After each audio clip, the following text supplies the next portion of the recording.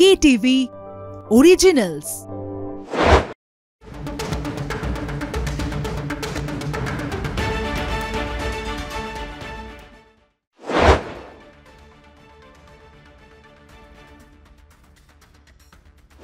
শুরু করছি আজকের স্টেডিয়াম বুলেটিন। ভাস্বতী রয়েছে আপনাদের সঙ্গে। Stadium bulletin powered by SNU, co presented by Jack olive oil. আমার সঙ্গে রয়েছেন কলকাতা টিভির assistant sports editor Joyjyoti Ghosh. Joyjyoti, স্বাগত জানাবো তোমাকে আলোচনায়। আমরা তো ভারত ইংল্যান্ড টেস্ট সিরিজ নিয়ে আলোচনা করছি এবং আমরা দেখলাম যে লর্ডসের থ্রিলারে 22 রানে হারার পর এরপর ম্যানচেস্টারে যে ম্যাচ রয়েছে, অর্থাৎ 48 ঘন্টা কেটে গিয়েছে। এখন ম্যানচেস্টারের ম্যাচের জন্য 5 দিনের অপেক্ষা। টিম ইন্ডিয়া কিভাবে প্রস্তুত হচ্ছে, কারণ পরবর্তী যে ম্যাচ রয়েছে সেই ম্যাচ কিন্তু ভারতের জন্য অত্যন্ত গুরুত্বপূর্ণ। ঘুরে দাঁড়াতে হবে ভারতকে এই ম্যাচে। কি প্রস্তুতি রয়েছে জয়জ্যোতি টিম ইন্ডিয়ার? দেখো ভাস্বতী, 48 ঘন্টা পেরিয়ে গেছে। লর্ডস নিয়ে অনেক আলোচনা হয়েছে, প্রতিটি মিডিয়াতে আলোচনা হয়েছে কি করলে ভারত জিততে পারতো। তবে এখন সেই আলোচনাগুলোকে দূরে সরিয়ে এমনভাবে তৈরি হতে হবে যাতে ম্যানচেস্টারে ইন্ডিয়া জিততে পারে। কারণ ম্যানচেস্টার টেস্ট হচ্ছে do or die, now or never ইন্ডিয়ার জন্য। কারণ সেখানে যদি ইংল্যান্ড জিতে যায় তাহলে কিন্তু সিরিজ জিতে যাবে, সেক্ষেত্রে ইংল্যান্ড অত্যন্ত গুরুত্বপূর্ণ। সেই জন্য ম্যানচেস্টারে এই টেস্ট এই মুহূর্তে বলে রাখি, যা খবর পাওয়া যাচ্ছে ইংল্যান্ড থেকে, ভারতীয় স্কোয়াড এই মুহূর্তে বেকেনহ্যামে রয়েছেন এবং ভারতীয় স্কোয়াডের মধ্যে যারা যারা ক্রিকেটার রয়েছেন তারা আজকে অনুশীলন করেছেন। অনুশীলনে প্রায় সবাই ছিলেন আজকে। নজর ছিল অবশ্যই ঋষভ পান্থ এবং জসপ্রীত বুমরার দিকে। একটা দারুণ জিনিস লক্ষ্য করা যায়, আজকে যখন ভারতীয় দল প্র্যাকটিস করে ভারতীয় ড্রেসিং রুমে হনুমান চালিসা চলছিল। তো দেখা যাক সংকটমোচন হয় কিনা ভারতীয় দলের প্র্যাকটিস। আজকে লাইট প্র্যাকটিস অবশ্যই ভারতীয় দল করেছে এবং আজকে বেকেনহ্যামে ভারতীয় দল অনুসরণ করার পর আগামীকাল অর্থাৎ 19 তারিখ চলে যাবে ম্যানচেস্টারে। সেখানে গিয়ে ভারতীয় দল প্র্যাকটিস করবে। ওই সবার লক্ষ্য একটাই, যে ম্যানচেস্টারে জিততে হবে। মানে আর কিছু ভাবনা নেই, যা হয়ে গেছে, যা ব্যর্থতা ছিল সব কিছুকে দূরে সরিয়ে এইবারে জেতার লক্ষ্যে নামবে টিম ইন্ডিয়ার। ওই একটা লাইন জাস্ট মনে পড়ছে একটা বিখ্যাত গানের, যে সেই লাইনটা অবশ্যই শেয়ার করব। রুক জানা নেহি তু কহি হারকে, কাটো পে চলকে মিলেঙ্গে সায়ে বাহারকে। তো এই গানটা অনেকের এই মুহূর্তে হেডফোনে চলছে। দেখা যাক যে এই গানটার এক্সিকিউশন ম্যানচেস্টারের সবুজ গালিচায় দেখা যায় কিনা। একদমই খুব সুন্দর বললে জয়জ্যোতি। তবে এই মুহূর্তে টিম ইন্ডিয়ার দুজনকে নিয়ে ভাবনা রয়েছে। একদিকে হচ্ছে ঋষভ পান্থ, অন্যদিকে জসপ্রীত বুমরা। আমি শুরুতে ঋষভ পান্থের কথায় আসি। আমরা দেখলাম যে লর্ডসে প্রথম ইনিংসে আঙ্গুলে চোট পেয়েছিলেন তিনি, তবে চোট সেভাবে গুরুতর নয়, আঙ্গুল ভাঙেনি তার। তবে তিনি কি খেলতে পারছেন পরের টেস্টে, বা তিনি যদি না খেলতে পারেন তাহলে তার পরিবর্তন হিসেবেই বা কাকে ভাবা হবে? ঋষভকে নিয়ে কি আপডেট পাচ্ছ? দেখো, ঋষভ পান্থ বিরাট ফ্যাক্টর। এই টেস্ট স্কোয়াডে যদি ঋষভ পান্থ না থাকেন তাহলে কিন্তু বিরাট একটা শূন্যস্থান তৈরি হবে এবং সেটা কে পূরণ করবেন সেটা অবশ্যই ধ্রুব জুরেলকে নেওয়া হবে তার জায়গায়, এটা একদম নিশ্চিত। তবে ধ্রুব জুরেলের গ্লাভ ওয়ার্ক কিন্তু প্রশ্নের মুখে।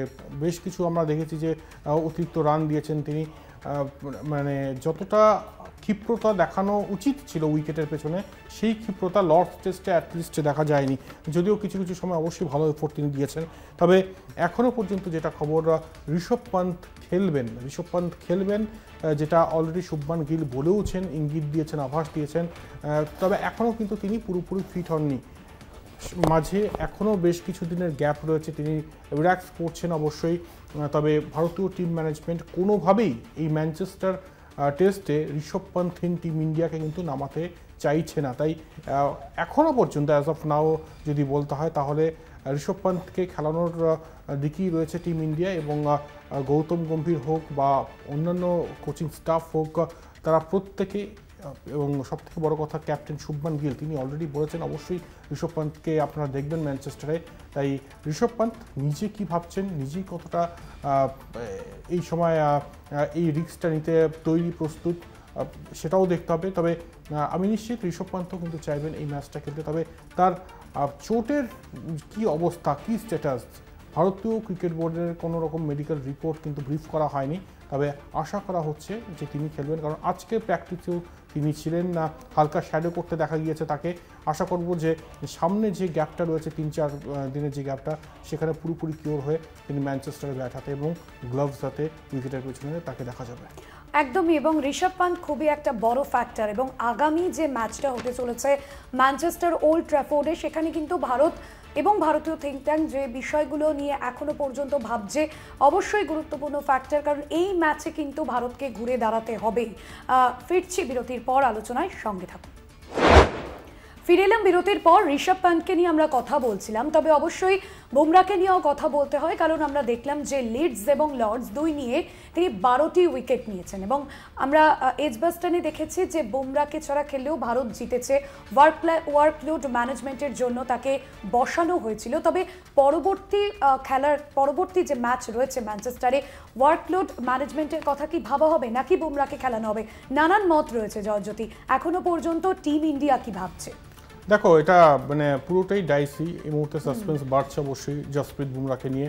আবার কিছু কিছু ক্রিকেটারকে দেখলাম মাইন্ড গেমও তারা করছেন। তারা বলছেন যে জসপ্রীত বুমরা যে টেস্টে খেলে না সেই টেস্ট ভারত জেতে। তো এরকম সব কিছুই চলছে আর কি। মানে বুমরাহীন ভারতও যে জিততে পারে সেটা আমরা এর আগে দেখেছি, যেটা এজবাস্টন বার্মিংহামে ইন্ডিয়ান টিম প্রথমবারের জন্য টেস্ট ম্যাচ জিতে দেখিয়েছে। তবে বুমরার এফোর্ট নিয়ে কোনো কথা হবে না, তিনি যথেষ্ট ভালো বোলিং করেছেন, সেটা প্রথম টেস্ট ম্যাচ হোক বা সেটা লর্ডস টেস্ট ম্যাচ হোক। তবে তিনি খেলবেন কিনা সেটা নিয়ে প্রশ্ন রয়েছে। যদি বলো, মানে সাংবাদিকের ভাষায় বলতে গেলে বলতে হয় যে এই টেস্ট ম্যাচ না খেললে তো মানে ভারত যদি হেরে যায় তাহলে পরের টেস্ট ম্যাচ খেলার কোনো মানে নেই, কারণ এই টেস্ট ম্যাচেই ডিসাইড হয়ে যাবে যদি ইংল্যান্ড জিতে যায়। তাই এই টেস্ট ম্যাচে অবশ্যই খেলানো উচিত। আমি যদি গৌতম গম্ভীরের জায়গায় থাকতাম বা শুভমান গিলের জায়গায় থাকতাম, অবশ্যই আমার টিমের বেস্ট বোলারকে কিন্তু ব্যাঙ্ক করতাম, এই ম্যাচটা খেলো তুমি। এবং তারপর ওভালে কি হবে, যদি ভারত হেরে যায় তাহলে ওভালে তিনি খেলবেন না বা তিনি রেস্ট নেবেন, তাকে ওয়ার্কলোড ম্যানেজমেন্ট যেটা তুমি বললে অলরেডি, সেটার উপর যদি ধ্যান দিতে হয় তাহলে ওভালটা তিনি ওখান থেকে স্কিপ করতে পারেন। তবে এই ম্যাচটা তো অত্যন্ত গুরুত্বপূর্ণ এবং ম্যানচেস্টারে জসপ্রীত বুমরাহীন ভারতকে দেখা যাবে, এটা ভাবতেও কীরকম লাগছে। তাই এটাই বলার যে এই মুহূর্তে ভারতীয় দলের মন্ত্র কিন্তু ওই 2003 বিশ্বকাপের মন্ত্রটা, নাও অর নেভার।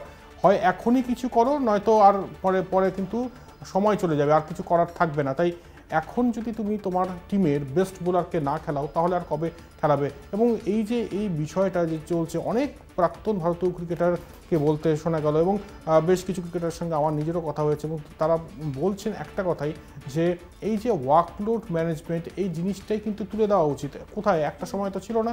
এই এখন যে এতটা গ্যাপ পাচ্ছেন জসপ্রীত বুমরা, সেকেন্ড টেস্টের আগেও গ্যাপ পেয়েছেন, তো গ্যাপ তো পাচ্ছেন, এমন তো নয় যে তিনি গ্যাপ পাচ্ছেন না। তাই বোধহয় বেশি আমরা মানে পেনিট্রেট করছি ওয়ার্কলোড ম্যানেজমেন্টের উপর, যেখানে সাফিসিয়েন্ট গ্যাপ দেওয়া হচ্ছে ক্রিকেটারদের। তাই এটাই বলার যে ম্যানচেস্টারে অবশ্যই ভারতীয় ক্রিকেট অনুরাগীরা, ভারতীয় ক্রিকেট সাংবাদিকেরাও কিন্তু বুমরাকে দেখতে চাইবে। একদমই, তুমি যেটা বললে যে ম্যানচেস্টারে যদি বুমরা না খেলে, ভারতের যদি হার পরের ম্যাচে হয়ে যায়, তাহলে ওভালে খেলিয়ে কি লাভ রয়েছে? সেক্ষেত্রে একটা বিষয় তোমার মত জানতে চাইবে, এবং অনেকেই বলছেন যে সেক্ষেত্রে বুমরা যদি না খেলেন তার পরিবর্তন হিসেবে কি অর্শদীপ আসতে পারেন, কারণ তার নেটে প্র্যাকটিস সেশন কিন্তু যথেষ্ট নজর কাড়া ছিল। খুব ভালো প্রশ্ন এক্ষেত্রে ভাস্বতী। অর্শদীপ সিংকে কিন্তু অনেকেই দেখতে চাইছে। অর্শদীপ সিং যথেষ্ট ভ্যারিয়েশনও আনে, আমরা এর আগেও বলেছি, এবং লাল বলের ক্রিকেটে তার কিন্তু ডেবিউ হয়নি, যেটা সাদা বলের ক্রিকেটে তিনি ভেলকি দেখিয়েছেন। লাল বলের ক্রিকেটে তিনি কতটা কি করতে পারবেন সেটাও কিন্তু দেখার অপেক্ষায় আমরা রয়েছি। তবে সমস্যা হচ্ছে যে বল যখন পুরনো হয়ে যায় সেই সময় অর্শদীপ কতটা ভয়ঙ্কর হয়ে উঠতে পারবেন, এটা কিন্তু একটা প্রশ্ন যথেষ্ট রকমভাবে দানা বাঁধছে। নতুন বলে ঠিক আছে, অর্শদীপ সিং ভালো রকমভাবে ইম্প্যাক্ট ফেলতে পারবেন এবং তিনি যথেষ্ট রকমভাবে যোগ্য সেই ইম্প্যাক্ট ফেলার ক্ষেত্রে। এবার বিষয় হচ্ছে যদি অর্শদীপ দলে ঢোকে, মানে যদি বুমরা না খেলেন তাহলে অর্শদীপ ঢুকতেই পারে এবং সেক্ষেত্রে হয়তো প্রসিদ্ধ কৃষ্ণাকেও বসতে হতে পারে। তাই একদম এটা নিশ্চিত যে দুজন বোলার খেলবেনই পেস ডিপার্টমেন্টে, মোহাম্মদ সিরাজ এবং আকাশদীপ। কারণ আকাশদীপ মেঘলা বার্মিংহামে যেভাবে উজ্জ্বল, মানে যেভাবে তিনি দ্বীপ জ্বালিয়েছেন এই আকাশ, সেক্ষেত্রে তাকে বসানোর কোনো সিনই নেই, 10টি উইকেট নিয়েছেন। এবং একই সঙ্গে এটাও বলবো যে মোহাম্মদ সিরাজ তো স্পিয়ার হেড রোল প্লে করবেন, এটা নিয়ে কোনো ডাউট নেই। তাই এই দুই বোলার খেলবেনই। বুমরাকে নিয়ে সাসপেন্স রয়েছে, যদি জসপ্রীত বুমরা না খেলেন সেক্ষেত্রে প্রসিদ্ধ কৃষ্ণাকে না নিয়ে অর্শদীপকে নেওয়ার সাহস কি দেখাবে ভারতীয় থিঙ্ক ট্যাঙ্ক। মনে রাখতে হবে, যেটা ভাষ্যতেও বললো আমিও বললাম, যে নাও অর নেভার ম্যানচেস্টার টেস্টে, কারণ এখানে যদি ভারত হেরে যায় তাহলে কিন্তু সিরিজ হারতে চলেছে টিম ইন্ডিয়া। একদমই, অর্থাৎ ম্যানচেস্টারে কিন্তু ভারতকে ঘুরে দাঁড়াতে হবে এবং এই মন্ত্র নিয়ে কিন্তু টিম ইন্ডিয়াকে এগোতে হবে। ফিরছি আলোচনায় আরও একটা বিরতির পর, সঙ্গে থাকুন। ফিরে এলাম বিরতির পর। ম্যানচেস্টারের ওল্ড ট্র্যাফোর্ডের ম্যাচ নিয়ে আমরা আলোচনা করছি, তবে ভারতীয়দের টিম ইন্ডিয়ার এখানে কি ট্র্যাক রেকর্ড রয়েছে আমি জয়জ্যোতির থেকে জানবো। দেখো, ম্যানচেস্টারের ট্র্যাক রেকর্ড কিন্তু খুব একটা ভালো নয়, এবং এখনও পর্যন্ত যা রেকর্ড মানে পরিসংখ্যান যেটা বলছে, 9টি টেস্ট ম্যাচ খেলেছে এক্ষেত্রে ভারতীয় দল এই ম্যানচেস্টারে, সেখানে 4টিতে হারতে হয়েছে, 5টি ড্র হয়েছে, অর্থাৎ ম্যানচেস্টারেও কিন্তু জয় অধরা এখনও পর্যন্ত। বার্মিংহাম এবার কিন্তু গিফট দিয়েছে ভারতীয় দলকে, যেখানে কোনোবার টেস্ট জেতেনি সেখানে টেস্ট জিতেছে ভারতীয় দল। এবং তারপর আমরা দেখি যে শুভমান গিলকে বলতে শোনা যায় যে যত ভারতীয় দল এসছে তার মধ্যে এই দলটাই সেরা। তাই এবার কি পালা, এই ম্যানচেস্টারেও কি ভারত কোনো নতুন ইতিহাস গড়বে এই নয়া টিম ইন্ডিয়া, শুভমান গিলের টিম ইন্ডিয়া, সেটা সময় বলবে। তবে এখনও পর্যন্ত যদি পরিসংখ্যান বলি তাহলে পরিসংখ্যানে 9টি টেস্ট ম্যাচ, যেখানে 5টিতে ড্র এবং 4টিতে হার টিম ইন্ডিয়ার, এখনও জয় কিন্তু মানে জয়ের দেখা কিন্তু এখনো পর্যন্ত পাওয়া যায়নি ম্যানচেস্টার। একদমই, অর্থাৎ এখানেও কি নতুনভাবে টিম ইন্ডিয়া কোনো রকম ইতিহাস তৈরি করবে, নাকি কোনো থ্রিলার, নাকি কোনো সারপ্রাইজের অপেক্ষা করছে? অবশ্যই সেদিকে নজর থাকবে। তবে টিম ইন্ডিয়ার গ্লোরিয়াস কি কি মোমেন্টস রয়েছে এই মাঠে? দেখো, ম্যানচেস্টার বললেই যদি টেস্ট ম্যাচের কথা বলি তাহলে 1990-র কথা মনে পড়ে, এবং সেই টেস্ট ম্যাচে সচিন রমেশ টেন্ডুলকার প্রথম 100 রানটি করেছিলেন, 119 রান। এখনও পর্যন্ত যা মনে পড়ছে তার নামের পাশে জল করছে। এবং সেই টেস্ট ম্যাচটার ম্যাচ সেভিং ইনিংস এটা, নন স্ট্রাইকিং এন্ডে মনোজ প্রভাকর ছিলেন, এবং সেই সময়ের সচিন অনেক মানে বয়সে ছোট, তাও ইংল্যান্ড বোলারদের বিরুদ্ধে যে লড়াইটা করেছেন সেটা অবশ্যই কিন্তু ভারতীয় ক্রিকেট অনুরাগীরা এখনও মনে রেখেছেন। এটা একটা মুহূর্ত। এবং তারপর যদি ওয়ানডের কথা বলি তাহলে দুটো কথা বলবো। এক হচ্ছে 1999 বিশ্বকাপ ভারত পাকিস্তান ম্যাচ, এবং কার্গিল যুদ্ধের পর প্রথমবার ভারত পাকিস্তানের সাক্ষাৎ এই ম্যানচেস্টারে, আর সেই ম্যাচটা ভারত জেতে ভেঙ্কটেশ প্রসাদ নায়ক হয়ে ওঠেন সেই ম্যাচে 5টি উইকেট নিয়ে। এটা একটা মুহূর্ত। এবং তারপর 2019 বিশ্বকাপ, সেখানেও ম্যানচেস্টারে ভারত পাকিস্তান ম্যাচ হয়। এই ম্যানচেস্টারে পাকিস্তানের প্রচুর কিন্তু মানে মানুষ বাস করেন এই ম্যানচেস্টারে, প্রচুর সাপোর্ট থাকে পাকিস্তানের। সেই ম্যাচে রোহিত শর্মা তার জীবনের অন্যতম সেরা ওয়ানডে ইনিংসটি খেলেছিলেন 140 রানে, এবং পাকিস্তানকে দুর্মুষ করেছিল টিম ইন্ডিয়া। একদমই। এবং সেই দিকে আগামী যে ম্যাচ শুরু হতে চলেছে এবং টিম ইন্ডিয়া কি মন্ত্র নিয়ে মাঠে নামছে, কারণ এই ম্যাচটা ইন্ডিয়ার জন্য খুবই গুরুত্বপূর্ণ, যেটা এর আগেও বলছিলাম। এবার আসে ওয়ার্ল্ড টেস্ট চ্যাম্পিয়নশিপে, সেখানে কোন কোন দল কোন পজিশনে রয়েছে, কি খবর পাচ্ছ? দেখো, এখনো পর্যন্ত যতগুলি টেস্ট হয়েছে, লেটেস্ট যা খবর মানে WTC র্যাঙ্কিংয়ে, সেটা একটু বলে দেবো। অস্ট্রেলিয়া অ্যাজ ইউজুয়াল 1 নম্বর পজিশনে রয়েছে 100% নিয়ে, এবং 2 নম্বর পজিশনে কোন দল রয়েছেন, মানে কোন দল রয়েছে বলুন তো? 2 নম্বর পজিশনে রয়েছে শ্রীলঙ্কা, সবাইকে অবাক করে 66.67 তাদের পার্সেন্টেজে। অপরদিকে 3 নম্বরে রয়েছে ইংল্যান্ড, 61.11।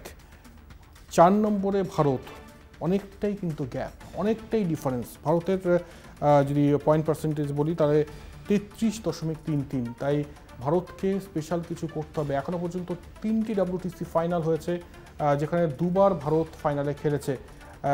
সবে শুরু হয়েছে এই সাইকেল 2025-এর মানে শুরু বলতে গেলে, মানে 2025 থেকে যে 27-এর এই যে সাইকেল WTC, সেখানে শুরুর দিকে অবশ্যই। তবে এখন থেকেই কিন্তু সতর্ক থাকতে হবে, এবং এই সিরিজটা অত্যন্ত গুরুত্বপূর্ণ ভারতের জন্য।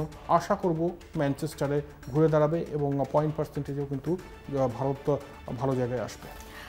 একদমই। এবং খেলার অন্যান্য আপডেটের দিকেও নজর থাকবে। তবে সময় হয়ে গিয়েছে আরও একটা বিরতির। ফিরছি বিরতির পর, সঙ্গে থাকুন। ফিরে এলাম বিরতির পর। জয়জ্যোতি, আমরা দেখেছিলাম যে আইপিএল চলাকালীন ব্যাঙ্গালোরে পদপিষ্ট হয়ে 11 জনের মৃত্যুর খবর পাওয়া গিয়েছিল এবং সেই সময় আরসিবির ওপরে কিন্তু গোটা ঘটনার দায় চাপিয়েছিল সরকার, কর্ণাটক সরকার, এবং ইতিমধ্যেই প্রাথমিকভাবে কর্ণাটক হাইকোর্টের রিপোর্টও জমা দিয়েছে। কাকে কাকে দায়ী করেছে এই রিপোর্টে? দেখো, একদম এখানে কর্ণাটক গভর্নমেন্ট যে রিপোর্ট জমা দিয়েছে এবং লেটেস্ট যা খবর, যে রিপোর্ট জমা দিয়েছে, এখানে কিন্তু পুরোপুরি আরসিবিকে রেসপন্সিবল করা হচ্ছে। এবং বেশ কিছু বিষয় এখানে বলার, সেটা হচ্ছে যে 3 তারিখ তো আমরা জানি আইপিএল ফাইনাল হয় এবং 4 তারিখে সকাল 8:55-তে বিরাট কোহলি একটা ভিডিও দেয়, যেটা নাকি আরসিবি তরফ থেকে পোস্ট করা হয়।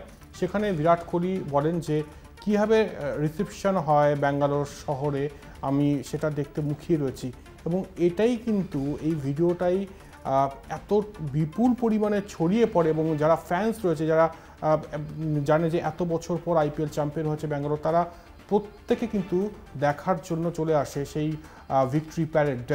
এবং তারপর যেটা হয়, তারপর 8:55-তে এই ভিডিও পোস্ট করার পর 3:14-তে ব্যাঙ্গালোর আরসিবি তরফ থেকে আরও একটা ভিডিও পোস্ট করা হয়, যেখানে লেখা হয় যে লিমিটেড পাস এন্ট্রি, মানে এত মানুষ জমায়েত হয়েছে। এবং ব্যাঙ্গালোর যদি তুমি স্টেডিয়ামে যাও, সেখানে দেখবে যে এতটা কিন্তু মানে বিস্তীর্ণ এলাকা নয়, বেশ খানিকটা মানে চাপা এরিয়া। এবং সেখানে যদি 50 জন বা 100 জন লোকও থাকে, সেটা কিন্তু একদম ভরাট মনে হবে। এবং সেখানে এত পরিমাণ মানুষ মানে জমায়েত হয়েছেন, যেটার কোনো আইডিয়াই ছিল না।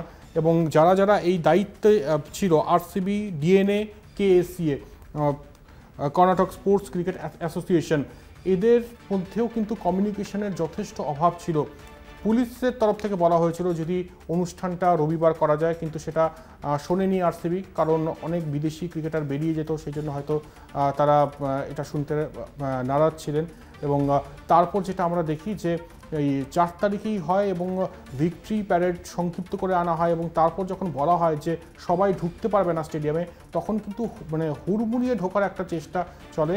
আর যেটার জন্য এই পুরো যে মানে কি বলবো এটাকে, এই যে পদপিষ্টের ঘটনাটা হয়, 11 জনের মৃত্যু হয়, এটার জন্য কিন্তু এই জিনিসটা দায়ী। এবং পুলিশকেও কিন্তু কাঠগড়ায় দাঁড় করায় এক্ষেত্রে কর্ণাটক গভর্নমেন্ট। তারা পরিষ্কার বলে যে পুলিশ কোনো রকম পারমিশন নেয়নি কর্ণাটক গভর্নমেন্টের তরফ থেকে, পুলিশকে কার্যত ভৃত্য হিসেবে এখানে কাজ করিয়েছে আরসিবি ম্যানেজমেন্ট। এবং একই সঙ্গে এটাও বলা হয় যে কোনো রকম প্রিপারেশন, যে একটা প্রস্তুতি নেবে কর্ণাটক সরকার, সেটারও কিন্তু টাইম দেওয়া হয়নি। তাই ওভারঅল যেটা জানা যাচ্ছে এবং যেটা দাঁড়াচ্ছে, সেটা হচ্ছে যে কর্ণাটক গভর্নমেন্ট নিশানা করছে আরসিবির ওপর। এবং একই সঙ্গে ডিএনএ, যারা নাকি এই পুরো ইভেন্টটা কোঅর্ডিনেট করছিল, এবং একই সঙ্গে কর্ণাটক স্পোর্টস ক্রিকেট অ্যাসোসিয়েশন। এবং যেটা নাকি মূল কারণ, সেটা হচ্ছে বিরাট কোহলির ওই ভিডিও, যেখানে তিনি একটা বার্তা দিচ্ছিলেন যে আমি দেখতে চাই যে কীভাবে ব্যাঙ্গালোর শহর মানে তৈরি হয় আমাদেরকে রিসিভ করার জন্য। এবং সেটাই কিন্তু যা করার করে দিয়েছে। এবং তারপর আমরা দেখি যে কী হয়েছে। একদমই। এবং কোথাও গিয়ে বিরাট কোহলিকেও দায়ী করা হয়েছে পরোক্ষভাবে এই ঘটনায়। এবার একদম আলোচনার শেষে আসি আন্দ্রে রাসেলকে নিয়ে। আন্তর্জাতিক ক্রিকেটকে বিদায় দিতে চলেছেন আন্দ্রে রাসেল। তবে আমরা এই জল্পনাটা পেয়েছিলাম অনেক আগেই তিনি অবসর নেবেন। আগামী সপ্তাহে অস্ট্রেলিয়ার বিরুদ্ধে 2টি টি20 ম্যাচ খেলবেন এবং তারপর দেশের শেষ ম্যাচ হবে দেশের বিরুদ্ধে তার। সেক্ষেত্রে আন্দ্রে রাসেল অবসর নিচ্ছেন, আর কি আপডেট পাচ্ছ বিষয়? দেখো, ওয়েস্ট ইন্ডিজ ক্রিকেটে কি চলছে বোঝা খুব মুশকিল। আমরা দেখেছি যে 2 দিন আগে 27 রানে অল আউট হয়ে গিয়েছে টেস্ট ম্যাচে অস্ট্রেলিয়ার বিরুদ্ধে। এবং তার কয়েক ঘন্টা পর আন্দ্রে রাসেল রিটায়ারমেন্ট নিচ্ছেন, যেখানে টি20 ওয়ার্ল্ড কাপ রয়েছে কয়েক মাস পর। আমরা জানি কিছুদিন আগে নিকোলাস পুরান, যিনি এত দুর্ধর্ষ ফর্মে ব্যাটিং করছিলেন এবারের আইপিএলে, তিনি রিটায়ারমেন্ট নিয়ে নিয়েছেন মাত্র 29 বছর বয়সে। তাই কি যে চলছে ওয়েস্ট ইন্ডিজ ক্রিকেটে বলা খুব মুশকিল।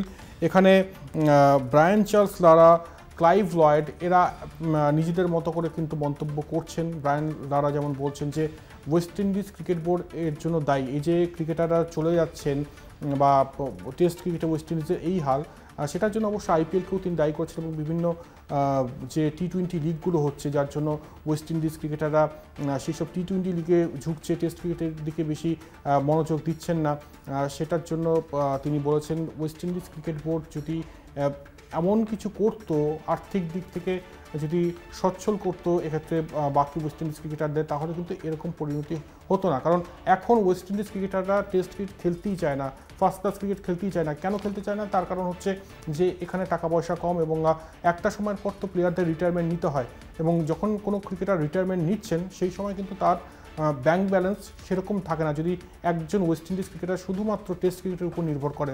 সেটাই ব্রায়ান লারা বলছেন।